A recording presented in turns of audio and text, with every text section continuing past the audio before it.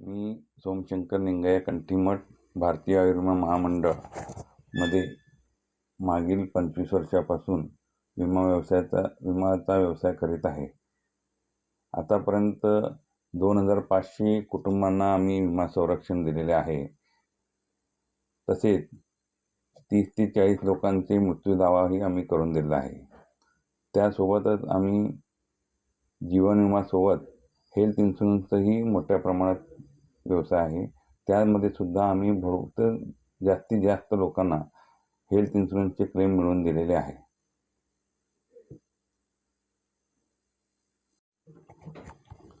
कुटुंबाचे संरक्षण म्हणजे जीवन विमा.